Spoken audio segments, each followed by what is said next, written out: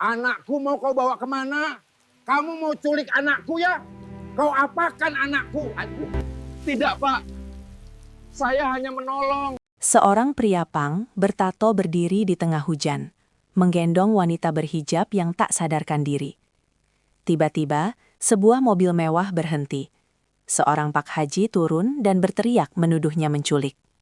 Semua mata memandang hina. Pria itu hanya diam, menahan napas, menahan luka. Tidak ada yang tahu kalau ia baru saja menyelamatkan wanita itu dari preman. Dan saat semua orang menghakiminya, ternyata... Sebelum kita mulai cerita ini, tuliskan dulu di kolom komentar, dari kota mana kalian menonton cerita ini. Dan jangan lupa untuk like dan subscribe channel ini. Yang sudah subscribe, like, dan komen, diberikan rezeki yang berlimpah. Yang lagi kerja, semoga cepat mendapat 1 miliar pertamanya. Amin ya robbal alamin. Sekarang, mari kita mulai ceritanya. Hujan turun perlahan, seperti ragu menyentuh kota yang sudah terlalu sering basah oleh luka. Robi berdiri di bawah lampu merah dengan gitar tua yang catnya mengelupas. Rambut muletnya basah menempel di kening. Tato di lengannya terlihat samar karena air hujan, namun cukup jelas untuk membuat orang-orang di dalam mobil memalingkan wajah. Ia menyanyikan lagu lama dengan suara serak yang dalam. Bukan suara sembarangan, tapi suara yang menyimpan beban. Beberapa pengendara menatapnya sinis. Ada yang pura-pura sibuk dengan ponsel. Ada yang mengunci pintu mobil lebih rapat. Robi sudah terbiasa. Sejak usia 20 tahun ia hidup di jalan. Ayah dan ibunya meninggal dalam kecelakaan yang masih menyisakan tanda tanya. Sejak itu, pesantren yang dulu menjadi rumah keduanya merubah menjadi tempat asing. Fitnah tentang uang sumbangan yang hilang membuatnya pergi tanpa membela diri. Ia memilih diam, karena kadang diam lebih mudah daripada menjelaskan pada orang yang sudah memutuskan untuk tidak percaya. Lampu hijau menyala. Mobil-mobil melaju, menyisakan genangan dan bau aspal basah. Robi hendak beranjak ketika suara teriakan perempuan terdengar dari arah gang pasar. "Tolong, lepaskan!" Teriakan itu bukan teriakan manja. Itu teriakan takut. Robi menoleh. Di ujung gang, 2 pria bertubuh besar menarik tas seorang wanita berhijab putih dengan gamis hijau panjang. Wajahnya pucat, matanya panik. Tangannya mencoba mempertahankan tas yang diseret kasar. Orang-orang melihat, beberapa berhenti sebentar. Tapi hujan dan ketakutan membuat mereka memilih menjauh. Robi tidak berpikir panjang. Ia meletakkan gitarnya di pinggir trotoar dan berlari. Langkahnya cepat meski sepatu tuanya licin. Salah satu preman menoleh dan tersenyum mengejek melihat pria kurus bertato mendekat. "Urusan kami, pergi sana," bentak salah satu dari mereka. Robi tidak menjawab. Tinju pertamanya mendarat di rahang pria yang memegang tas. Suara benturan bercampur hujan terdengar keras. Preman kedua menyerang, namun Robi lebih gesit. Hidup di jalan mengajarkannya bertahan. Beberapa pukulan mengenai wajah dan bahunya, tapi ia tetap berdiri. Wanita itu terlepas. Ia mundur beberapa langkah. Napasnya tak beraturan. Preman yang tersungkur bangkit dengan sumpah serapah. Melihat kerumunan mulai memperhatikan, mereka memilih kabur, meninggalkan genangan air dan napas berat. Robi berdiri terengah. Bibirnya sedikit berdarah. Ia menoleh pada wanita itu. "Mbak, sudah aman," ucapnya pelan. Wanita itu menatapnya beberapa detik. Tatapannya campur aduk antara takut dan bingung. Mungkin ia juga menilai Robi seperti orang lain menilai. Belum sempat Robi berkata lagi, tubuh wanita itu limbung. Ia mencoba meraih, tapi terlangat. Wanita itu jatuh tak sadarkan diri ke pelukannya. Hujan makin deras. Robi panik. Ia menepuk pelan pipi wanita itu. "Mbak, bangun." Tidak ada jawaban. Ia melihat sekitar. Tidak ada yang mendekat membantu. Sebagian orang hanya berbisik melihat pria bertato memeluk wanita pingsan. Waktu terasa berjalan lambat. Robi tahu ia tak bisa membiarkannya terbaring di tengah hujan. Dengan hati-hati, ia mengangkat tubuh wanita itu dalam gendongan. Ringan, tapi terasa berat karena tanggung jawab yang tiba-tiba jatuh di pundaknya. Ia melangkah keluar gang menuju jalan utama. Pakaiannya basah kuyup. Rantai di celananya berbunyi kecil setiap kali ia bergerak. Tangannya menahan tubuh wanita itu agar tidak terjatuh. Beberapa orang memotret dengan ponsel. Tatapan mulai berubah. Bukan lagi sekedar jijik, tapi curiga. Itu siapa? Kenapa digendong begitu? Bisik-bisik mulai terdengar seperti angin dingin. Robi menunduk, fokus berjalan. Ia mencari tempat berteduh atau klinik terdekat. Napasnya semakin berat. Tangannya mulai gemetar menahan beban. Di tengah langkahnya, suara klakson panjang memecah suasana. Sebuah mobil hitam mewah berhenti mendadak tepat di depan mereka. Ban berhenti hanya beberapa meter dari genangan besar. Pintu belakang terbuka cepat. Seorang pria paruh baya turun dengan wajah penuh amarah. Pakaiannya rapi, peci hitam melekat di kepala. Matanya membesar saat melihat wanita dalam gendongan Robi. "Apa yang kau lakukan pada anakku?" Suara itu menggelegar, menembus hujan. Robi terdiam. "Anakmu?" Pria itu melangkah cepat mendekat. Tangannya hampir mendorong Robi. "Turunkan dia. Lancang sekali kau berani menyentuh putriku." Orang-orang mulai berkerumun lebih rapat. Kamera ponsel terangkat. Robi menelan ludah. "Dia tadi diganggu preman, lalu pingsan. Saya cuma mau cari bantuan." "Diam!" bentak pria itu. "Kau pikir aku bodoh?" Tatapan mata mereka bertemu. Satu penuh amarah dan prasangka. Satu lagi penuh lelah dan kejujuran yang tak dipercaya. Wanita itu bergerak sedikit dalam gendongan. Bibirnya bergetar. Hujan masih turun. Dan untuk pertama kalinya sejak lama, Robi merasa bukan hanya tubuhnya yang basah, tapi juga harga dirinya yang mulai diguyur tuduhan. Wanita itu bergerak pelan dalam gendongan Robi. Kelopak matanya bergetar, seperti sedang berusaha kembali dari tempat yang jauh. Pak Haji Ilham tidak peduli. Ia langsung meraih tubuh putrinya dengan kasar, membuat Robi refleks mengendurkan pegangan. "Turunkan dia sekarang." Suaranya bergetar, bukan hanya karena marah, tetapi karena takut. Robi menunduk dan perlahan menyerahkan wanita itu ke dalam pelukan ayahnya. Tubuhnya terasa dingin setelah kehilangan beban hangat yang sejak tadi ia jaga. Kerumunan semakin rapat. Bisik-bisik berubah menjadi tudingan. "Itu pengamen lampu merah. Tadi kulihat dia sering mondar-mandir di sini. Jangan-jangan memang sudah mengincar." Kata-kata itu seperti batu kecil yang dilemparkan bertubi-tubi ke arah Robi. Tidak ada yang bertanya apa yang sebenarnya terjadi. Penampilan sudah cukup menjadi bukti bagi mereka. Pak Haji memeluk putrinya yang masih lemah. Ia menepuk-nepuk pipinya. "Nak, buka mata kamu." Perlahan wanita itu membuka mata. Pandangannya buram. Ia melihat wajah ayahnya yang panik, lalu bergeser sedikit ke arah Robi yang berdiri beberapa langkah, dengan wajah penuh memar dan darah tipis di sudut bibir. "Abi," suaranya lemah. "Abi di sini sayang. Siapa yang lakukan ini padamu?" tanya Pak Haji dengan nada mendesak. Wanita itu mencoba mengangkat tangan, menunjuk samar ke arah Robi. Kerumunan langsung gaduh. "Tuh kan, benar dia pelakunya." Robi mengepalkan tangan, bukan untuk melawan, tapi untuk menahan irinya agar tetap tenang. Namun wanita itu menggeleng pelan. Bibirnya bergerak pelan, hampir tak terdengar. "Dia menolong." Pak Haji membeku sesaat. "Apa?" "Preman. Tas. Dia yang selamatkan." Kalimatnya terputus-putus. Tubuhnya kembali lemas. Sejenak suasana hening. Hujan menjadi satu-satunya suara yang jelas. Tapi gengsi lebih keras dari penjelasan singkat. "Kau pikir aku percaya begitu saja?" Pak Haji menatap Robi tajam. "Bisa saja kau yang bekerja sama dengan mereka." Robi menarik napas panjang. Dadanya terasa sesak, bukan karena lelah menggendong, tapi karena tuduhan yang kembali menyentuh luka lama. "Saya tidak kenal siapapun, Pak," jawabnya pelan. "Saya cuma lihat dia diganggu." "Cukup," bentak Pak Haji. Sopirnya sudah membuka pintu mobil. Dengan hati-hati, ia dan sopir membawa wanita itu masuk ke dalam mobil. Sebelum pintu tertutup, wanita itu sempat membuka mata sekali lagi. Tatapannya mencari Robi. Ada sesuatu di sana. Mungkin rasa terima kasih, mungkin juga penyesalan karena situasi yang terjadi. Mobil itu melaju meninggalkan genangan air dan suara bisik yang belum selesai. Robi berdiri sendirian. Beberapa orang masih memandang dengan curiga. Ada yang menggelengkan kepala, ada yang tersenyum sinis. Seorang pria tua mendekat. "Kamu harus hati-hati. Orang seperti dia tidak sembarangan." Robi hanya mengangguk kecil. Ia berjalan kembali ke tempat gitarnya tadi. Gitar itu masih tergeletak basah. Ia memungutnya perlahan, mengelap senarnya dengan ujung bajunya yang sudah tak kalah basah. Hujan mulai meredah, tapi langit tetap kelabu. Malam itu, Robi tidak kembali ke lampu merah. Ia memilih duduk di teras toko yang sudah tutup.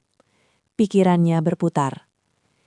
Ia tidak pernah mengharapkan balasan atas pertolongannya, tapi dituduh seperti itu tetap saja menyakitkan. Bayangan masa lalu muncul tanpa diundang. Wajah Ustadz yang menatapnya kecewa. Suara bisik para santri. Uang masjid yang hilang. Tatapan orang-orang yang sudah memutuskan bahwa ia bersalah. Ia mengusap wajahnya kasar. Cukup, gumamnya pelan. Di sisi lain kota, rumah besar Pak Haji Ilham dipenuhi kecemasan. Wanita itu terbaring di kamar luas dengan lampu temaram. Dokter keluarga memeriksa tekanan darahnya. Tidak ada luka serius, hanya kelelahan dan syok. Secara fisik tidak ada yang berbahaya, kata dokter. Tapi sepertinya ia mengalami tekanan emosional yang berat. Pak Haji berdiri di dekat jendela. Tangannya gemetar memegang tasbih. Dia menyebut pria itu menolongnya, ucap istrinya pelan. Pak Haji terdiam. Ia mengingat kembali tatapan Robi. Bukan tatapan licik seperti yang ia bayangkan, melainkan tatapan lelah. Penampilan bisa menipu, gumam istrinya lagi. Pak Haji menghela napas panjang. Atau bisa juga menjadi topeng. Ia tidak terbiasa meragukan penilaiannya sendiri. Malam semakin larut, hujan benar-benar berhenti meninggalkan bau tanah basah. Di kamar, wanita itu terbangun perlahan. Ia menatap langit-langit, lalu memalingkan wajah ke arah pintu, seolah berharap seseorang berdiri di sana. Abi, panggilnya pelan, ketika Pak Haji mendekat. Iya, Nak. Pria itu, namanya siapa? Pak Haji terdiam. Ia bahkan tidak bertanya tadi. Abi tidak tahu. Wanita itu memejamkan mata. Dia bukan orang jahat. Kata-kata itu sederhana. Tapi cukup membuat hati seorang ayah terbelah. Antara rasa takut dan rasa ingin percaya. Sementara itu, di luar rumah mewah itu, seseorang mengamati dari kejauhan. Dua pria yang tadi kabur dari gang, berdiri di bawah pohon rindang. Itu anak orang besar. Bisik salah satu. Kita hampir celaka gara-gara si bertato itu. Mereka tidak tahu bahwa tindakan kecil sore tadi akan menyeret lebih banyak orang ke dalam pusaran takdir. Kembali ke trotoar, Robi memandang langit yang mulai memperlihatkan sedikit cahaya bulan di sela awan. Ia memikirkan wanita itu. Ia bahkan tidak tahu namanya. Yang ia tahu hanya satu hal. Saat ia memegang tubuhnya yang lemah, ia merasakan sesuatu yang berbeda. Bukan rasa memiliki, bukan juga rasa kagum. Hanya perasaan ingin memastikan ia selamat. Robi berdiri, menggantungkan gitar di punggungnya. Ia melangkah menyusuri jalan yang mulai sepi. Lampu-lampu toko memantulkan bayangannya di aspal basah. Di kejauhan, suara azan Isya terdengar dari sebuah masjid kecil. Langkahnya terhenti. Ia menoleh ke arah suara itu. Dadanya terasa hangat. Seperti ada bagian lama dari dirinya yang dipanggil kembali. Malam itu, untuk pertama kalinya setelah sekian lama, Robi tidak langsung mencari tempat tidur seadanya. Ia berjalan menuju masjid kecil di ujung jalan. Tanpa ia sadari, takbirnya perlahan mulai berputar. Bukan hanya karena pertemuan di tengah hujan, tetapi karena langkah kecil yang ia pilih setelahnya. Masjid kecil itu berdiri sederhana di antara deretan ruko tua. Cat temboknya mulai pudar, dan karpetnya tak lagi setebal dulu. Namun cahaya lampunya hangat, berbeda dengan dinginnya jalanan yang baru saja Robi tinggalkan. Ia berdiri di teras beberapa saat, ragu untuk masuk. Sudah lama ia tidak benar-benar melangkah sebagai bagian dari jamaah. Biasanya ia hanya duduk di pojok, menunggu waktu sepi untuk sholat sendiri, lalu pergi sebelum ada yang mengenali wajahnya. Azan Isya baru saja selesai. Suara muazin tua itu serak tapi penuh penghayatan. Robi memejamkan mata sesaat. Setiap lantunan mengingatkannya pada masa lalu yang ia kubur dalam-dalam. Ia melepas sandal dan masuk perlahan. Beberapa jamaah menoleh. Ada yang mengenalinya sebagai pengamen lampu merah. Ada yang hanya melihat tato di lengannya. Tatapan itu tidak lagi asing. Robi memilih saf paling belakang. Imam membaca ayat dengan tenang. Robi mengikuti setiap bacaan dalam hati. Tanpa sadar, bibirnya bergerak lebih cepat dari imam, hafal di luar kepala. Ayat-ayat itu tidak pernah benar-benar hilang dari dirinya, hanya tersembunyi di balik kerasnya hidup. Setelah salam terakhir, jamaah mulai bubar. Robi tetap duduk, menunduk. "Kamu Robi ya?" Suara berat seorang pria tua membuatnya mengangkat wajah. Itu Ustadz Malik, pengurus masjid yang sudah lama tinggal di kawasan itu. Robi mengangguk kecil. "Saya sering lihat kamu duduk di luar," lanjut Ustadz Malik. "Kamu hafal surat yang tadi dibaca imam." Robi terdiam. "Dulu kamu mondok." Pertanyaan itu seperti membuka pintu yang nama terkunci. "Iya," jawabnya singkat. Ustadz Malik tersenyum tipis. Tidak semua orang jalanan lupa arah kiblat. Kalimat itu sederhana, tapi cukup membuat dada Robi terasa sesak. Di saat yang sama, di rumah besar Pak Haji Ilham, suasana justru semakin tegang. Putrinya, yang bernama Zahra, kembali demam di tengah malam. Keringat dingin membasahi keningnya. Dokter keluarga dipanggil lagi. Hasilnya tetap sama. Tidak ada infeksi serius, tidak ada cedera parah.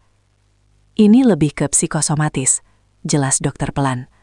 Tekanan emosional bisa membuat tubuh bereaksi seperti ini. Pak Haji mengernyit. Maksudnya? Ada sesuatu yang mengganggu pikirannya. Mungkin trauma, mungkin rasa takut yang belum selesai. Zahra dalam setengah sadar berbisik. "Dia, jangan salahkan dia." Istrinya menggenggam tangan putrinya erat. "Siapa, Nak?" "Robi." Nama itu kembali terdengar. Pak Haji berdiri kaku di ujung ranjang. Nama itu kini seperti bayangan yang mengikuti setiap sudut rumahnya. Pagi menjelang, demam Zahra belum juga turun. Sementara itu di pasar, gosip berkembang lebih cepat dari angin. Katanya anak Pak Haji sakit gara-gara syok. Si pengamen itu pasti bikin trauma. Harusnya dilaporkan saja. Robi mendengar bisik-bisik itu ketika ia kembali ke lampu merah. Beberapa pedagang memandangnya lebih tajam dari biasanya. Seorang pria bertubuh besar mendekat. "Kamu jangan bikin masalah di sini." Robi menghela napas. "Saya tidak bikin apa-apa." "Semua orang lihat kamu gendong anak orang kaya itu." Robi memilih diam. Ia tahu membela diri seringkali percuma. Ia memetik gitar, mencoba menyanyikan lagu seperti biasa. Tapi kali ini suaranya terasa lebih berat. Tidak ada yang memberi uang. Bahkan beberapa mobil memilih berhenti lebih jauh darinya. Tekanan datang bertubi-tubi. Sore itu, dua pria yang pernah ia lihat di gang kembali muncul dari kejauhan. Preman yang ia pukul tempo hari. Mereka tidak mendekat, hanya memandang dengan senyum tipis. Robi menyadari satu hal, masalah ini belum selesai. Malam harinya, ia kembali ke masjid kecil. Bukan untuk menghindar, tapi karena hanya di sana ia merasa tidak sepenuhnya dihakimi. Ustadz Malik sedang menyapu halaman. "Kamu kelihatan banyak pikiran," ucapnya tanpa menoleh. Robi tersenyum hambar. "Hidup saya memang isinya pikiran, Ustadz." Ustadz Malik berhenti menyapu. "Kadang Allah menguji bukan untuk menjatuhkan, tapi untuk mengangkat." Robi menunduk. Kalimat itu terasa seperti angin lembut di tengah panas. Di rumah besar itu, Pak Haji duduk sendirian di ruang kerja. Meja kayu jati yang biasanya dipenuhi berkas, kini kosong. Pikirannya tidak fokus pada bisnis. Ia membuka rekaman CCTV yang menghadap jalan depan pasar, berharap menemukan sesuatu. Layar menampilkan gambar samar di tengah hujan. Terlihat Robi berlari ke arah gang. Beberapa detik kemudian, dua pria kabur, lalu Robi keluar mengendong Zahra. Tidak ada adegan kasar dari Robi. Tidak ada tanda ia berniat jahat. Pak Haji memutar ulang beberapa kali. Hatinya mulai goyah. Ia teringat ucapan Zahra yang lirih. Dia bukan orang jahat. Di kamar, Zahra membuka mata perlahan. Ibunya duduk di samping ranjang. "Umi?" "Iya, Nak." Dia dipukul tadi. Bibirnya berdarah. Air mata mengalir di sudut mata Zahra. Bukan karena sakit di tubuhnya, tapi karena rasa bersalah. Ibunya terdiam. Ia mulai memahami bahwa ada sesuatu yang lebih dalam dari sekedar peristiwa di gang. Keesokan paginya, kondisi Zahra justru memburuk. Ia menolak makan. Hanya diam memandang jendela. Dokter kembali datang dan berkata hal yang sama. Tidak ada penyakit fisik yang serius. Pak Haji mulai kehilangan kesabaran. Bukan marah, tapi panik. Ia memanggil sopirnya. Cari tahu tentang pria itu. Namanya Robi. Saya mau semua informasi. Perintah itu meluncur dengan nada tegas, tapi di baliknya tersimpan keraguan. Di sisi lain kota, Robi duduk di tepi sungai kecil yang airnya keruh. Ia melempar batu kecil ke permukaan, menciptakan riak yang cepat menghilang. Ia merasa hidupnya seperti itu. Setiap kebaikan yang ia lakukan hanya menciptakan riak sebentar, lalu tenggelam dalam prasangka. Ia teringat wajah Zahra saat terbangun di gendongannya. Ada ketakutan, tapi juga kepercayaan. Kenapa saya peduli? Gumamnya pelan. Ia bahkan tidak tahu latar belakangnya. Hanya tahu bahwa gadis itu berbeda dari kebanyakan orang yang pernah menatapnya. Matahari mulai tenggelam, memantulkan warna jingga di permukaan air. Robi berdiri dan menepuk celananya. Ia tidak tahu bahwa di saat yang sama, namanya sedang disebut di rumah besar. Diperiksa masa lalunya, ditelusuri setiap jejak hidupnya. Ia tidak tahu bahwa kondisi Zahra perlahan menjadi cermin dari keputusan yang akan segera diambil oleh ayahnya. Yang ia tahu hanya satu. Entah kenapa, hatinya terasa semakin berat setiap kali membayangkan wajah gadis berhijab putih itu terbaring lemah. Dan tanpa disadari siapapun, benang takdir mereka semakin terikat. Bukan oleh harta, bukan oleh status, tapi oleh kesalahpahaman yang belum selesai. Pagi itu langit kota tampak lebih cerah, seolah tidak peduli dengan kegelisahan yang menyelimuti beberapa hati di bawahnya.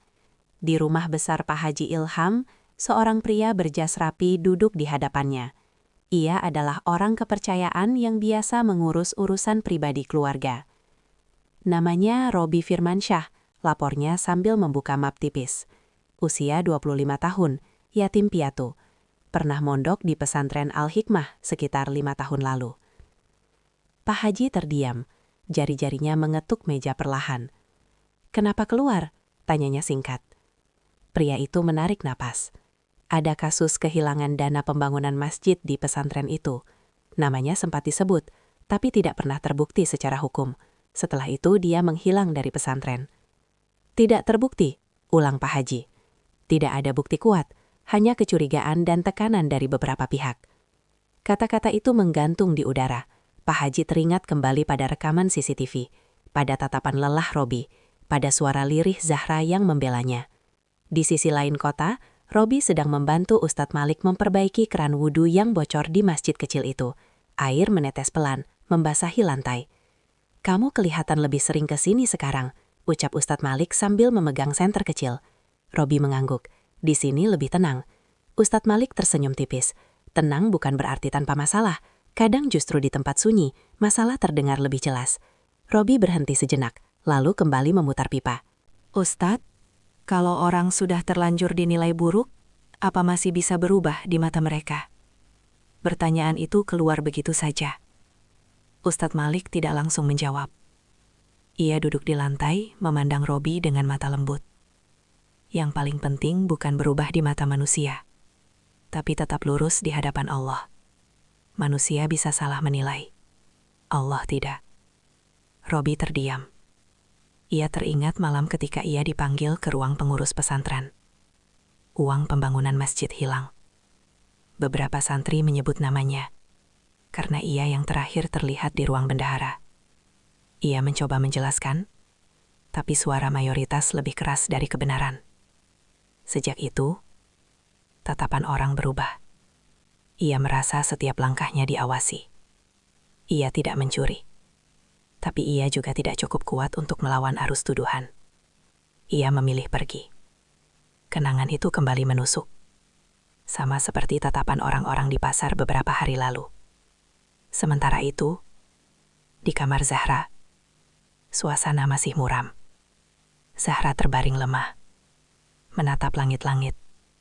Demamnya memang sedikit turun, tapi wajahnya masih pucat. Ia jarang berbicara.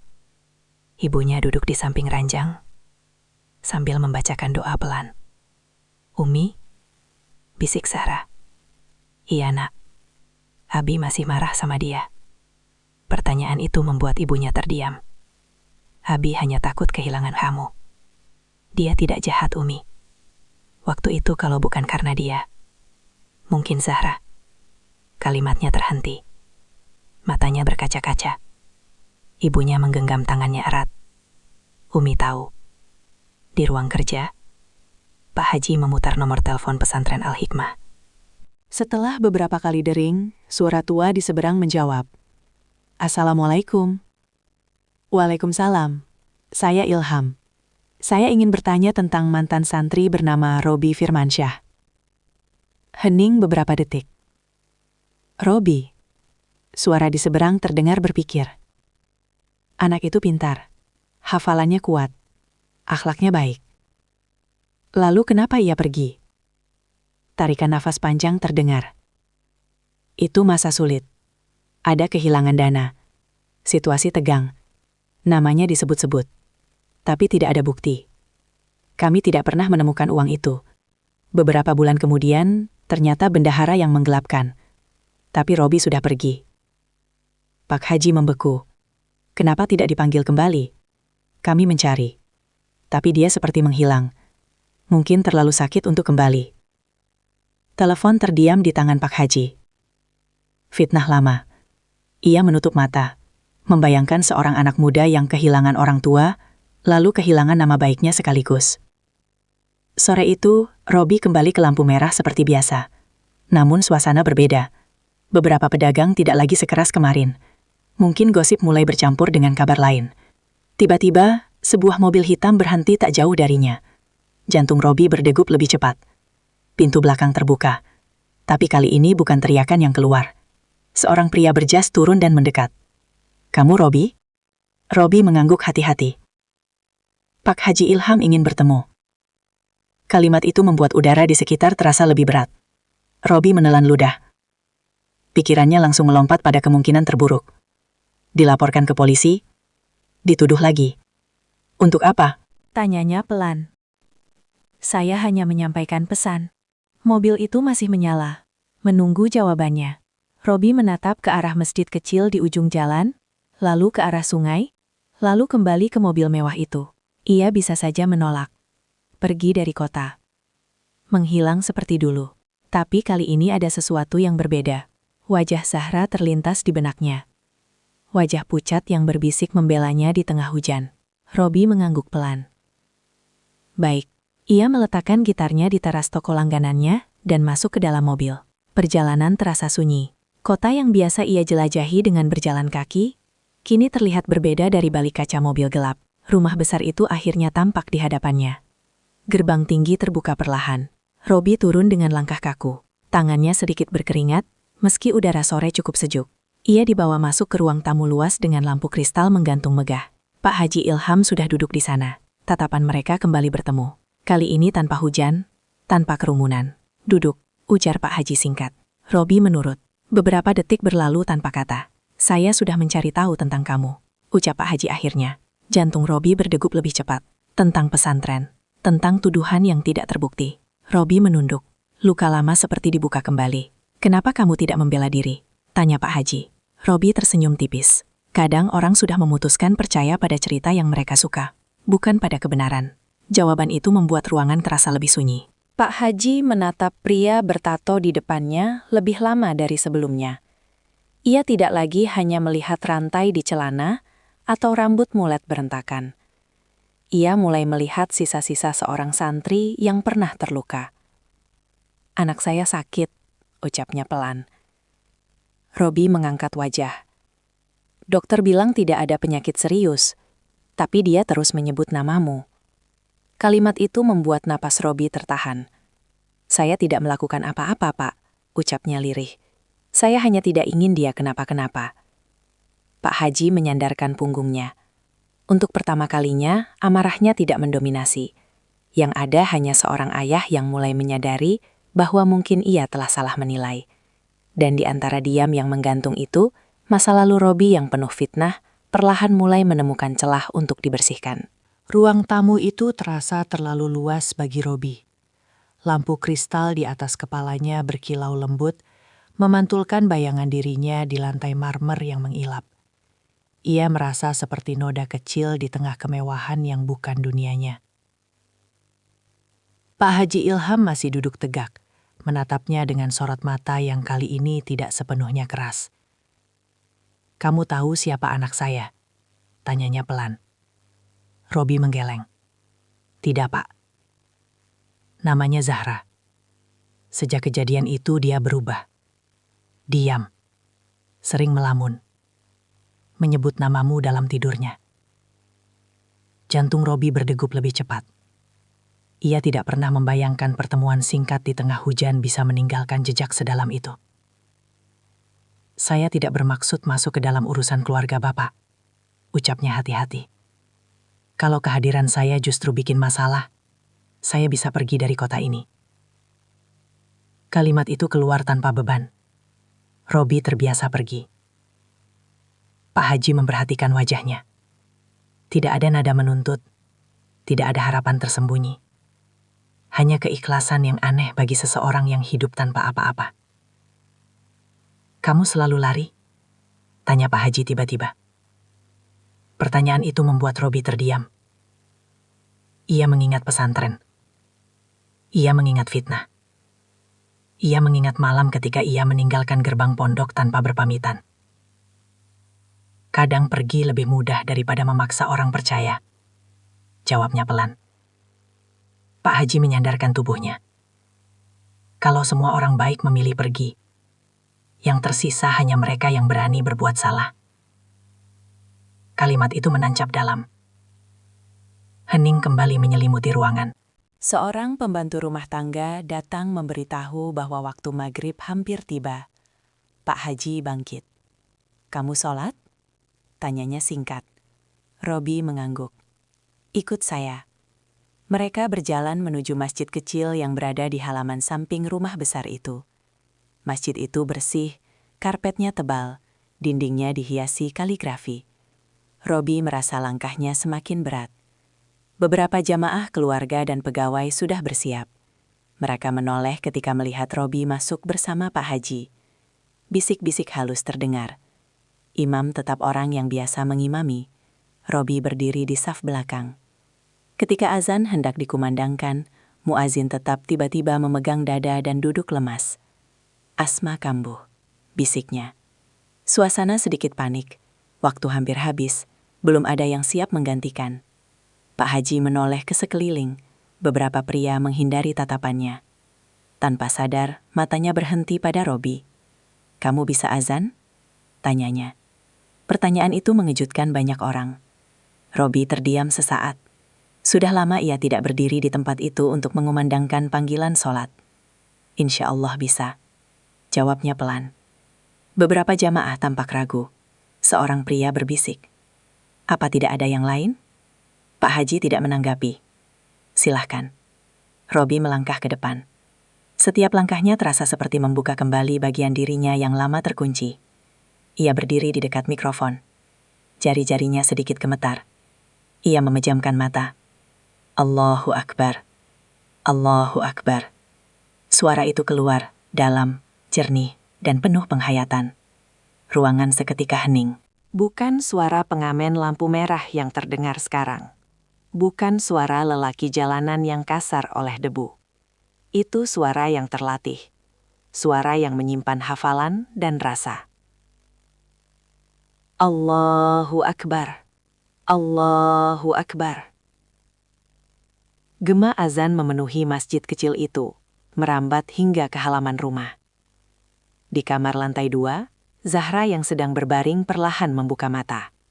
Ia mengenali suara itu. Air mata menetes tanpa ia sadari. Di masjid, beberapa jamaah saling berpandangan. Raut ragu mereka berubah menjadi takjub. Pak Haji berdiri kaku. Ia tidak menyangka suara seperti itu keluar dari pria yang ia tuduh beberapa hari lalu. Ketika azan selesai, suasana tetap hening beberapa detik sebelum iqomah dikumandangkan. Imam yang biasa masih terlihat pucat. Ustadz kurang enak badan, bisik seseorang. Pak Haji menatap Robi lagi. Kamu bisa jadi imam? Tanyanya pelan. Beberapa jamaah langsung menoleh. Ketegangan terasa jelas. Robi menunduk. Kalau Bapak izinkan. Pak Haji mengangguk. Robi maju ke depan. Ia merasakan tatapan di punggungnya. Sebagian ragu, sebagian penasaran. Ia mengangkat tangan, bertakdir. Sholat dimulai. Bacaan Al-Fatihahnya fasih, panjang pendeknya terjaga. Ia melanjutkan dengan ayat-ayat yang mengalir tanpa tersendat. Tidak ada suara sumbang, tidak ada keraguan. Setiap ayat seperti keluar dari tempat yang dalam di hatinya. Pak Haji yang berdiri di saf pertama merasakan sesuatu yang sulit dijelaskan. Selama ini ia sering mendengar qori terkenal, imam besar, suara-suara indah dari rekaman. Tapi malam itu ada ketulusan yang berbeda. Seolah setiap huruf yang dibaca membawa jejak luka dan kesabaran. Sholat selesai. Tidak ada yang langsung bergerak. Seorang pria tua di saf tengah berbisik. Hafalannya kuat. Yang lain mengangguk pelan. Robi mundur dan kembali ke saf belakang seperti tidak terjadi apa-apa. Ia tidak menoleh pada siapapun. Setelah jamaah bubar, Pak Haji menghampirinya. "Kamu hafiz?" tanyanya langsung. Robi menggeleng kecil. "Belum sempurna, Pak. Dulu hampir selesai 30 juz." "Kenapa berhenti?" "Hidup berhenti duluan waktu itu," jawabnya pelan. Jawaban itu membuat Pak Haji menatapnya lebih lama. Di lantai atas, Zahra berdiri perlahan dari tempat tidur. Ibunya mencoba menahannya. "Kamu masih lemah." "Umi, itu suara dia." Ia berjalan pelan menuju balkon kecil yang menghadap halaman masjid. Dari kejauhan, ia melihat sosok Robi keluar dari masjid bersama jamaah lain. Langkahnya tetap sederhana. Tidak ada kesombongan. Tidak ada upaya mencari perhatian. Hanya seorang pria yang berjalan kembali ke dunia yang mungkin belum sepenuhnya menerimanya. Zahra menggenggam pagar balkon. Napasnya terasa lebih ringan dari hari-hari sebelumnya. Sementara di halaman, Pak Haji berdiri sendirian beberapa saat setelah jamaah bubar. Ia menyadari satu hal yang tidak bisa ia pungkiri lagi. Ia telah salah menilai. Bukan hanya karena penampilan, tapi karena prasangka yang terlalu cepat. Malam itu, untuk pertama kalinya sejak kejadian di tengah hujan, hatinya tidak lagi dipenuhi amarah. Melainkan pertanyaan baru yang lebih dalam. Siapa sebenarnya Robi? Dan kenapa takdir mempertemukan mereka dengan cara yang begitu keras? Malam semakin larut ketika Robi melangkah keluar dari halaman rumah besar itu. Udara terasa lebih dingin, tapi dadanya justru hangat oleh sesuatu yang sulit ia jelaskan. Ia tidak menyangka akan kembali berdiri sebagai muazin, apalagi imam. Bagian hidup yang ia kira sudah selesai ternyata belum benar-benar hilang. Di belakangnya, Pak Haji Ilham masih berdiri di teras masjid kecil itu, memandangi punggung Robi yang menjauh. "Pak," suara istrinya lembut dari samping. "Apa Bapak masih melihat dia sebagai ancaman?" Pak Haji tidak langsung menjawab. Ia mengingat setiap huruf yang dibaca Robi dalam sholat tadi. Tidak ada kesalahan tajwid. Tidak ada keraguan dalam makhraj. Bahkan ayat yang dipilih bukan ayat pendek biasa, melainkan ayat panjang yang jarang dibaca oleh imam sembarangan. Orang seperti itu tidak mungkin jauh dari Al-Quran. Gumamnya pelan. Istrinya mengangguk. Zahra lebih tenang setelah azan tadi. Kata-kata itu membuat Pak Haji menoleh cepat. Dia bangun. Dia berdiri di balkon, mendengarkan. Sesuatu bergetar di hati seorang ayah. Sementara itu, Robi berjalan kaki menyusuri trotoar menuju masjid kecil itu, tempat ia biasa singgah. Ia menolak tawaran sopir yang hendak mengantarnya. Ia butuh berjalan sendiri. Setiap langkah terasa seperti menapaki masa lalu. Ia teringat suara ibunya yang dulu membangunkannya untuk tahajud. "Robi, bangun. Jangan cuma hafal di kepala, tapi hidupkan di hati." Ia menghela napas panjang. Ketika sampai di masjid kecil, Ustadz Malik masih duduk di serambi, membaca mushaf di bawah lampu kuning redup. "Kamu dari rumah orang besar itu," ucap Ustadz Malik tanpa menoleh. Robi tersenyum tipis. "Iya." "Suaramu tadi sampai sini," lanjut Ustadz Malik pelan. "Indah." Robi duduk di sampingnya. Sudah lama tidak azan. Hafalan tidak hilang begitu saja, hanya tertutup debu. Kalimat itu membuat Robi terdiam.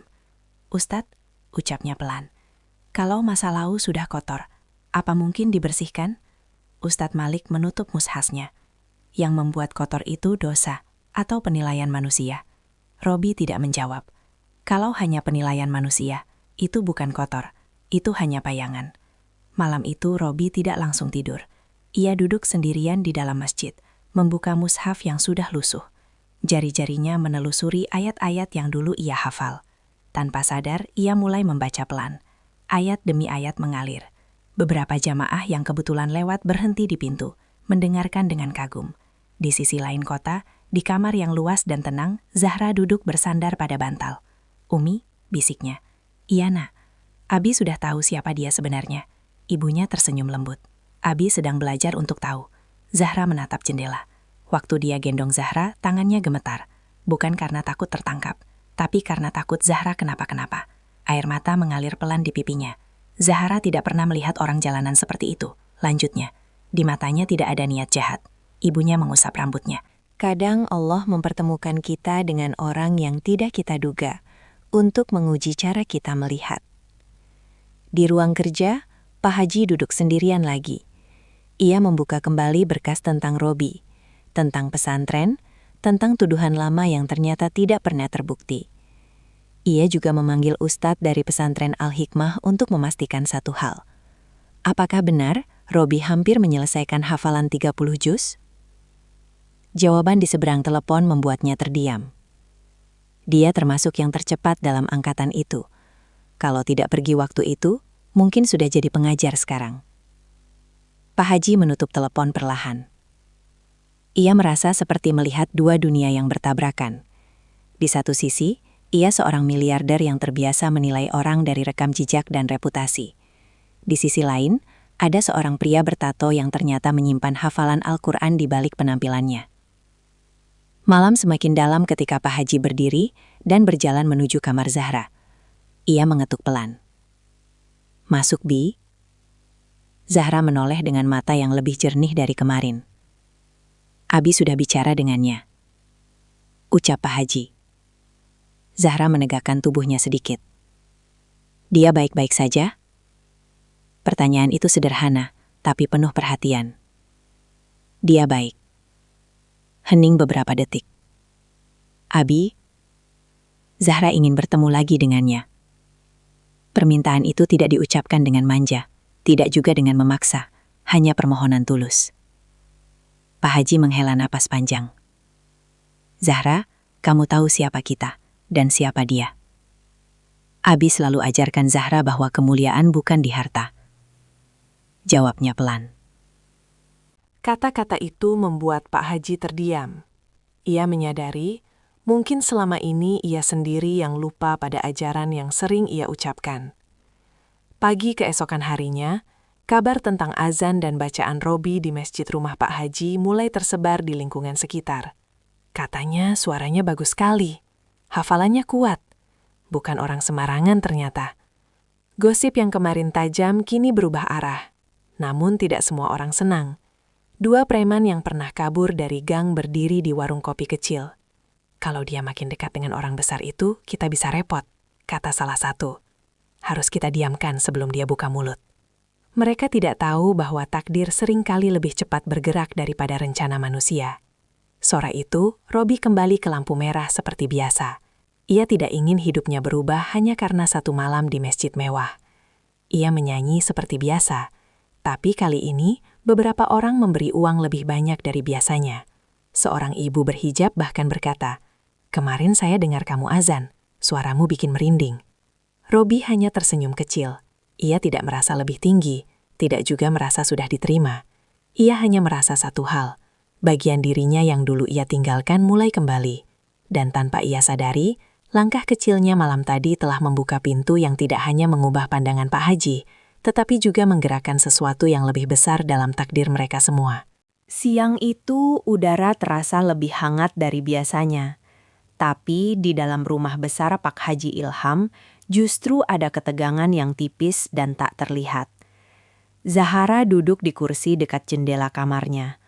Wajahnya sudah tidak sepucat beberapa hari lalu, namun sorot matanya masih menyimpan sesuatu yang belum selesai. Di bawah, Pak Haji berjalan mondar-mandir di ruang keluarga. Pikirannya belum menemukan keputusan. "Pak," istrinya memanggil lembut. Zahara semakin membaik sejak malam itu. Pak Haji mengangguk pelan. Ia tahu, ia melihat sendiri perubahan kecil di wajah putrinya setelah mendengar azan Robi. "Dia ingin bertemu lagi," lanjut istrinya. Langkah Pak Haji terhenti. Ia menatap lantai beberapa detik sebelum menjawab. "Aku belum yakin." "Yakin tentang apa? Tentang niatnya? Atau tentang hati kita sendiri?" Pertanyaan itu membuatnya terdiam. Ia tidak meragukan lagi bacaan Robi, tidak meragukan hafalannya. Bahkan laporan dari pesantren sudah cukup membersihkan masa lalu pria itu. Yang ia ragukan adalah dunia, perbedaan status, omongan orang, dan mungkin harga dirinya sendiri. Di kamar atas, Zahara memandangi ponsel yang tak pernah ia gunakan untuk menghubungi Robi karena memang tidak memiliki nomornya. Ia hanya tahu namanya. Robi, nama yang sederhana, tapi kini terasa dekat di hatinya. Ia teringat kembali saat digendong di tengah hujan. Ia masih setengah sadar waktu itu, tapi ia merasakan tangan yang gemetar, bukan karena takut tertangkap, melainkan karena takut ia terluka.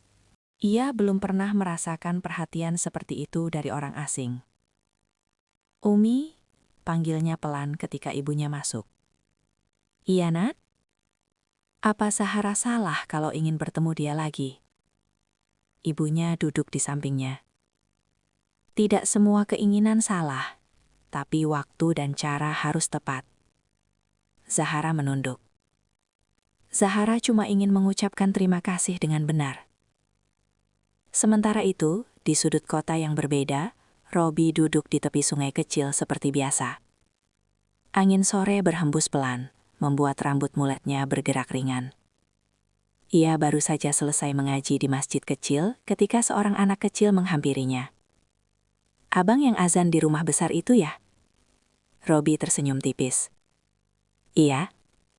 Ayah bilang suara abang bagus sekali." Robi mengacak rambut anak itu pelan. "Bagus atau tidak, yang penting ikhlas." Anak itu tertawa kecil lalu berlari pergi. Robi memandang air sungai yang mengalir pelan. Hatinya sebenarnya tidak setenang wajahnya. Sejak malam di masjid itu, ia merasa seperti berdiri di persimpangan. Jika ia mendekat, ia takut menyakiti. Jika ia menjauh, ia takut menyesal. Ia tidak pernah membayangkan dirinya masuk ke dalam kehidupan keluarga terpandang seperti itu. Ia hanya pengamen. Meski hafalannya kuat, meski masa lalunya tidak seburuk yang orang kira, tetap saja ia hidup di jalanan. Sore itu sebuah mobil hitam kembali berhenti tak jauh darinya. Kali ini bukan orang berjas yang turun, melainkan Pak Haji sendiri. Robi berdiri perlahan. Beberapa orang di sekitar mulai berbisik lagi. Pak Haji berjalan mendekat tanpa ekspresi keras seperti pertama kali. "Assalamualaikum," ucapnya. Robi sedikit terkejut. "Waalaikumsalam, Pak. Boleh bicara sebentar?" Mereka berdiri agak menjauh dari keramaian. "Anak saya ingin bertemu kamu," ujar Pak Haji langsung. Jantung Robi berdegup cepat. Tapi saya belum mengizinkannya. Kalimat kedua membuat napas Robi tertahan. Ia menunduk pelan. "Saya mengerti, Pak." "Kamu mengerti apa?" "Perbedaan kami terlalu jauh." Pak Haji menatapnya tajam. "Kamu selalu merasa rendah begitu?" Robi tersenyum tipis. "Bukan merasa rendah. Hanya tahu posisi." Hening beberapa detik. Angin membawa suara kendaraan yang lalu lalang. "Kalau kamu bertemu dia lagi, apa yang akan kamu katakan?" tanya Pak Haji tiba-tiba. Robi berpikir sejenak. "Saya hanya ingin memastikan dia benar-benar baik. Itu saja. Tidak lebih." Robi menggeleng. "Tidak lebih." Pak Haji mencoba membaca wajahnya. Tidak ada ambisi. Tidak ada kepura-puraan. Hanya ketulusan yang anehnya terasa sangat jujur. "Untuk sekarang, lebih baik kamu tetap di sini," ucap Pak Haji akhirnya. "Biarkan dia pulih sepenuhnya." Robi mengangguk. "Baik, Pak." Pak Haji berbalik menuju mobilnya. Tapi langkahnya terhenti. "Robi?" "Iya, Pak." Jangan pergi dari kota ini. Kalimat itu membuat dada Robi terasa hangat dan berat sekaligus. Insya Allah tidak, Pak. Mobil itu pergi perlahan. Robi berdiri cukup lama di tempatnya. Ia tahu pertemuan itu bukan izin, tapi juga bukan penolakan mutlak. Di rumah besar itu, Zahara menunggu dengan gelisah ketika mendengar suara mobil ayahnya kembali. Pak Haji masuk ke kamar putrinya. Abi sudah menemuinya, ucapnya. Mata Zahara berbinar. Dan dia baik, seperti yang kamu bilang. Senyum kecil muncul di wajahnya. Tapi untuk sekarang, kamu belum bisa bertemu. Senyum itu perlahan memudar. Kenapa, Bi? Karena Abi ingin kamu benar-benar kuat dulu. Bukan hanya fisik, tapi hati. Zahara menunduk. Ia ingin membantah, tapi ia tahu ayahnya bukan orang yang mudah diubah. Malam itu, Zahara kembali terbaring. Namun pikirannya justru semakin aktif. Ia merasa ada jarak yang tidak hanya diukur dengan tembok rumah atau gerbang tinggi. Jarak itu adalah keputusan ayahnya. Sementara di luar sana, Robi duduk sendirian di depan masjid kecil. Ia memandang langit yang penuh bintang. Ia tidak tahu sampai kapan pertemuan itu akan ditunda. Yang ia tahu hanya satu. Setiap kali ia melafalkan ayat-ayat suci, wajah Zahara selalu terlintas di antara baris-baris hafalan. Dan ia tidak bisa lagi berpura-pura bahwa pertemuan mereka hanyalah kebetulan biasa. Sesuatu sedang bergerak perlahan. Bukan hanya dalam hati seorang gadis dan seorang pria jalanan, tetapi juga dalam hati seorang ayah yang sedang belajar menurunkan tembok yang selama ini ia bangun terlalu tinggi. Hari-hari berikutnya berjalan lambat, seolah waktu sengaja menahan napas. Zahara memang tidak lagi demam, namun ia berubah menjadi lebih pendiam. Ia jarang turun ke ruang makan. Senyumnya yang dulu ringan, kini hanya muncul sesaat, lalu hilang seperti bayangan sore. Pak Haji Ilham memperhatikan perubahan itu dengan gelisah. Ia sudah terbiasa menghadapi angka miliaran, negosiasi keras, bahkan ancaman bisnis. Tetapi menghadapi diamnya seorang anak perempuan yang ia sayangi jauh lebih sulit. Abi sudah menahan terlalu lama, gumam istrinya suatu malam ketika mereka berdua. Aku hanya ingin memastikan, jawab Pak Haji. Memastikan apa? Bahwa dia tidak miskin? Atau memastikan bahwa gengsi kita tetap utuh? Kata itu menghantam tepat. Gengsi. Pak Haji menatap cangkir teh di tangannya. Selama ini ia selalu berkata bahwa ia tidak menilai orang dari harta. Tapi kenyataannya, ketika dihadapkan pada kemungkinan anaknya dekat dengan pria jalanan bertato, hatinya menolak. Di sisi lain kota, Robi justru sedang berada di titik terendahnya. Dua preman yang dulu kabur dari gang, kini mulai menyebarkan cerita baru. Si Robi itu sengaja cari perhatian anak orang kaya. Dia pasti punya rencana. Gosip itu menyebar cepat di pasar. Beberapa pedagang mulai menjaga jarak. Bahkan ada yang terang-terangan berkata, "Jangan bikin masalah di sini lagi." Robi tidak melawan. Ia hanya mengemasi gitar tuanya lebih awal sore itu. Ketika berjalan menuju sungai kecil, salah satu preman menghadangnya.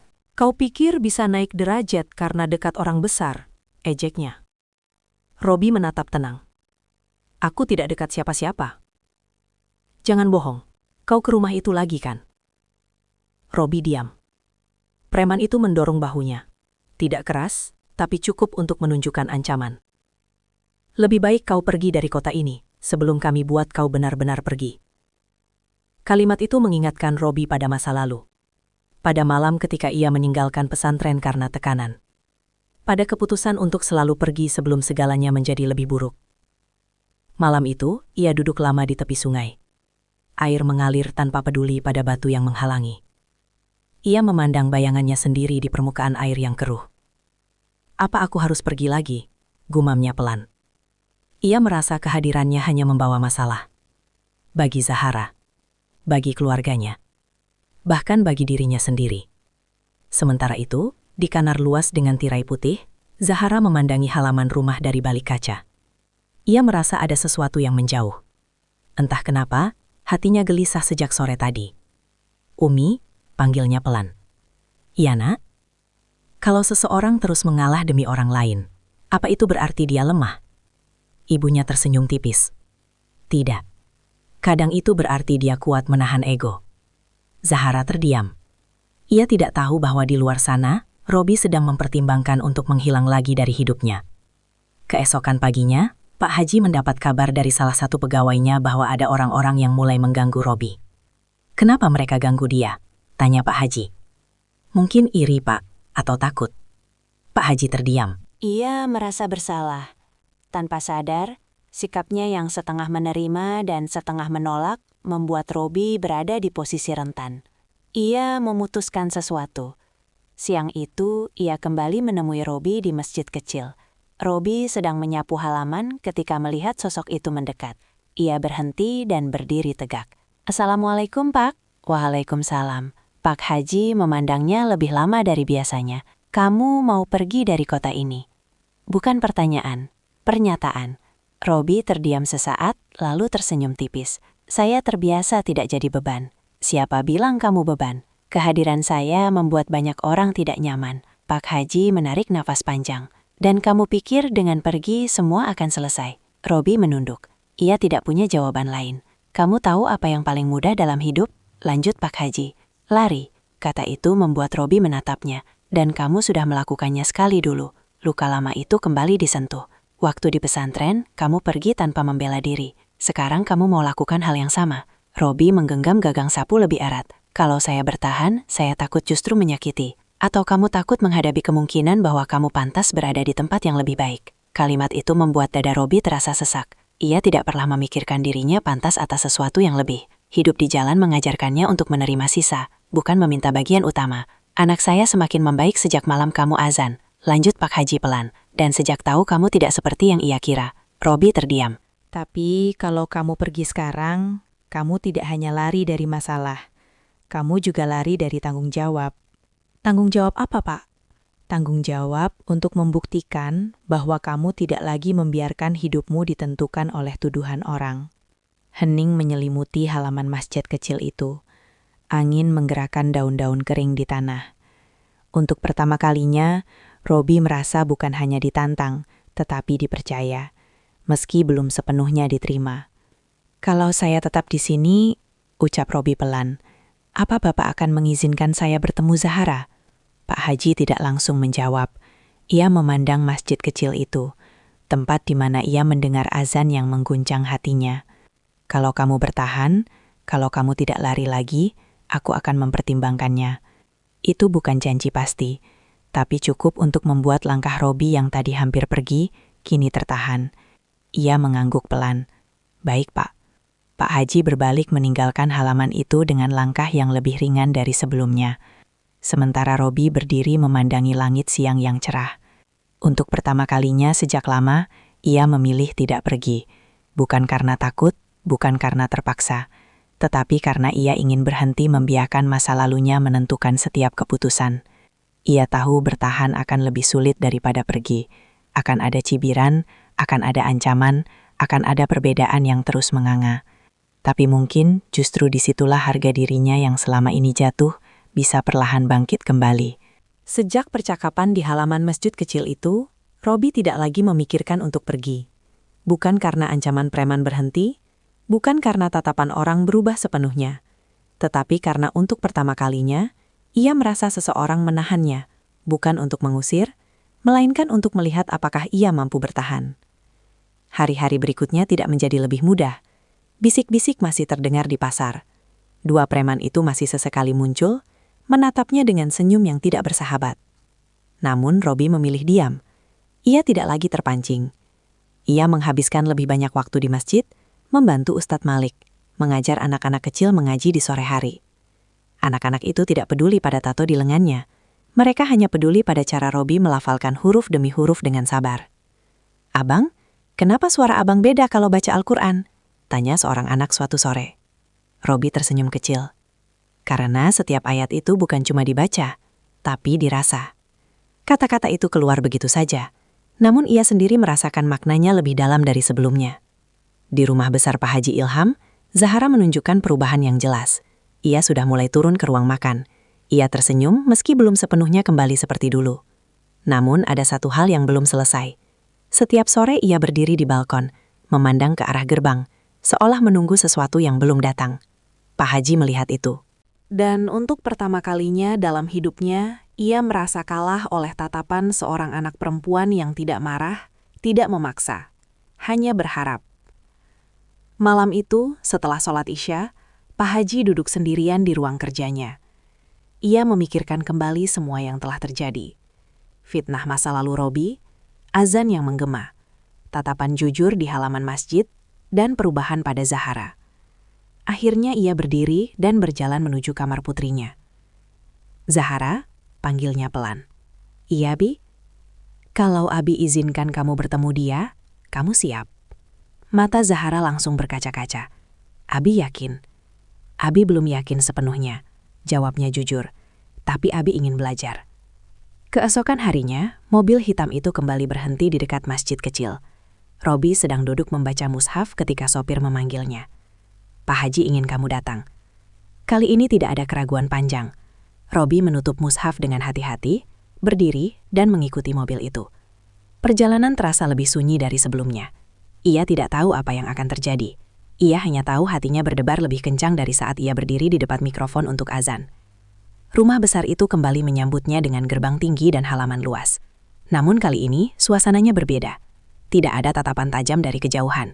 Tidak ada nada keras. Ia dibawa langsung ke ruang keluarga. Pak Haji berdiri di sana. "Ikut saya," ucapnya pelan. Mereka berjalan menuju tangga. Setiap langkah Robi terasa berat, bukan karena takut, tetapi karena ia tahu pertemuan ini akan menentukan banyak hal. Di depan sebuah pintu putih, Pak Haji berhenti. "Masuklah," katanya. Robi menelan ludah dan mengetuk pelan sebelum membuka pintu. Di dalam kamar, Zahara duduk di kursi dekat jendela. Ketika melihat Robi masuk, ia berdiri perlahan. Beberapa detik, mereka hanya saling memandang. Tidak ada hujan, tidak ada kerumunan, tidak ada tuduhan. Hanya dua orang yang dipertemukan kembali. "Assalamualaikum," ucap Robi pelan. "Waalaikumsalam," jawab Zahara dengan suara bergetar. Robi berdiri beberapa langkah dari pintu, menjaga jarak. "Terima kasih," kata Zahara tiba-tiba. Robi menggeleng tercil. "Tidak perlu. Kalau bukan karena kamu, mungkin Zahara tidak akan berdiri di sini." Hening menyelimuti ruangan. Pak Haji berdiri di luar pintu, tidak masuk, tetapi mendengar. Zahara melangkah sedikit lebih dekat. "Kenapa waktu itu kamu tetap gendong Zahara, padahal orang-orang sudah mulai menuduh?" Robi tersenyum tipis. "Karena waktu itu yang penting kamu selamat, bukan apa kata orang." Kalimat itu membuat mata Zahara berkaca-kaca. Ia merasakan kejujuran yang sama seperti saat di tengah hujan. "Zahara minta maaf," ucapnya pelan. "Untuk apa?" "Karena sejak itu hidup kamu jadi tidak tenang." Robi menunduk. "Hidup saya memang tidak pernah benar-benar tenang, jadi jangan merasa bersalah." Zahara tersenyum tipis untuk pertama kalinya dengan tulus, dan sesuatu yang aneh terjadi. Warna wajahnya terlihat lebih segar, tatapannya lebih hidup, seolah beban yang selama ini menekan dadanya perlahan terangkat. Di luar pintu, Pak Haji memperhatikan perubahan itu dengan mata sendiri. Ia melihat bagaimana suara Robi yang tenang membuat putrinya tersenyum tanpa dipaksa.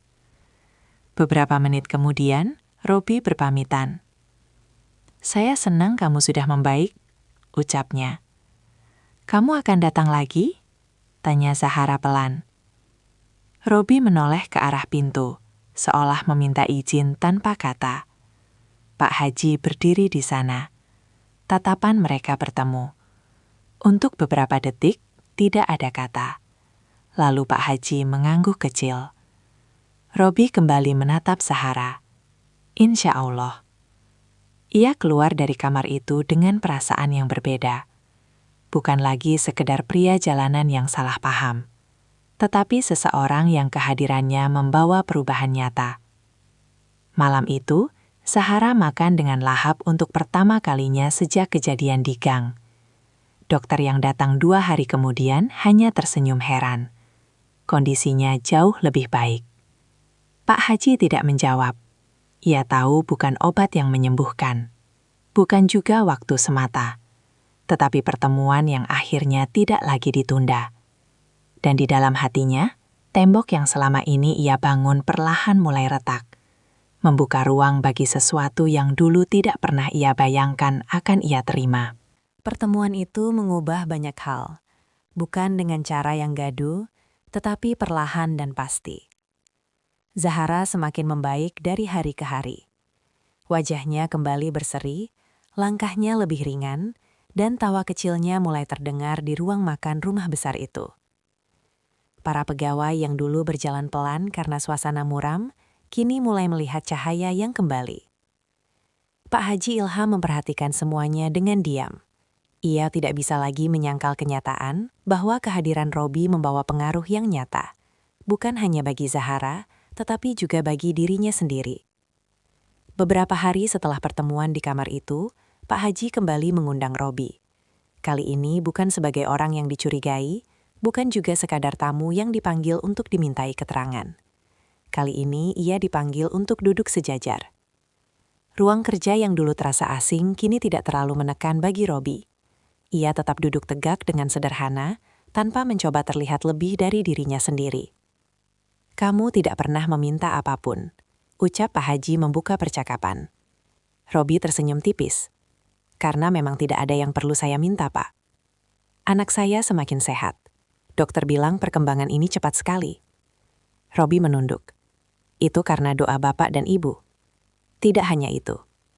Hening sejenak. Pak Haji menatapnya lebih dalam. "Kamu pernah belajar manajemen di pesantren?"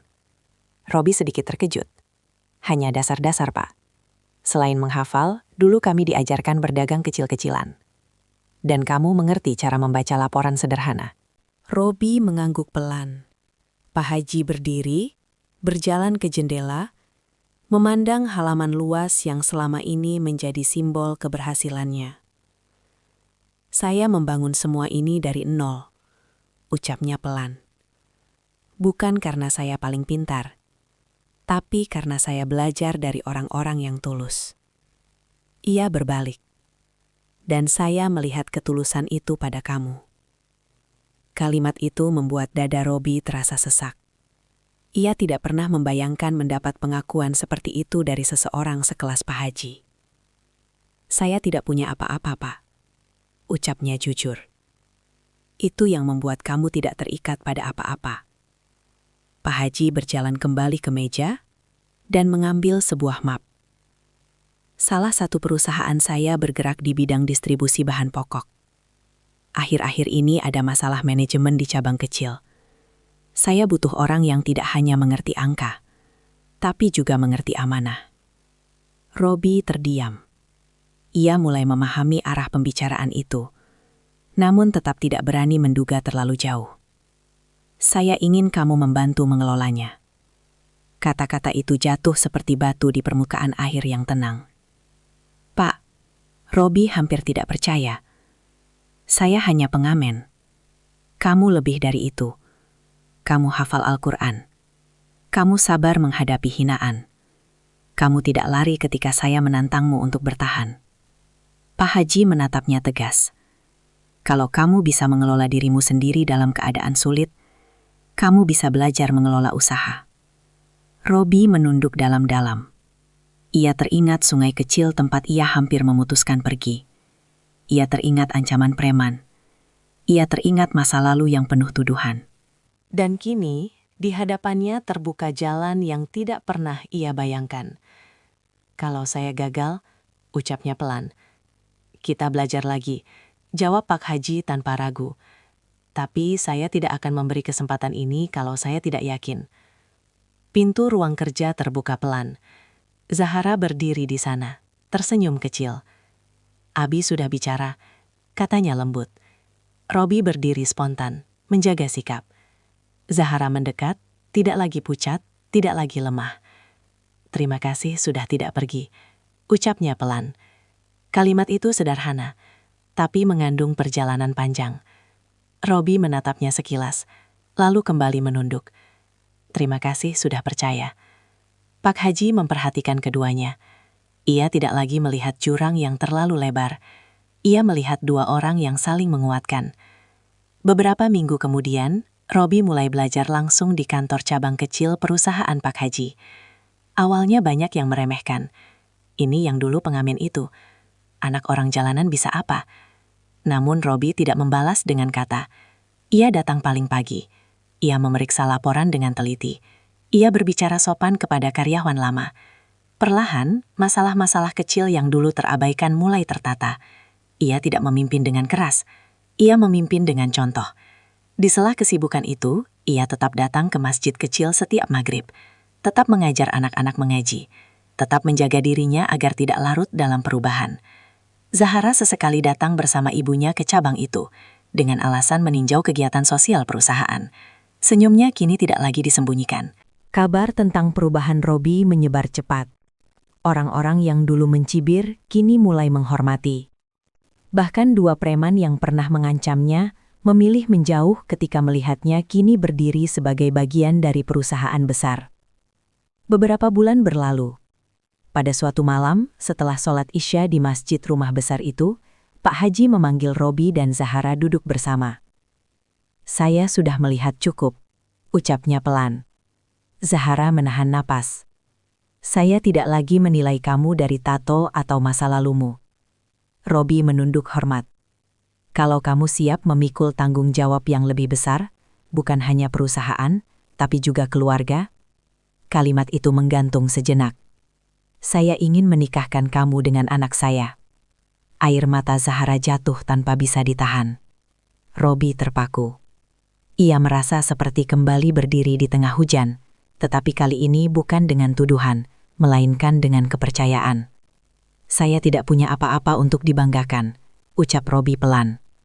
"Kamu punya iman dan integritas," jawab Pak Haji tegas. "Itu lebih dari cukup." Pernikahan mereka tidak digelar dengan kemewahan berlebihan. Ia berlangsung sederhana, penuh doa, penuh haru. Orang-orang yang dulu meragukan kini datang menyaksikan sendiri perubahan itu.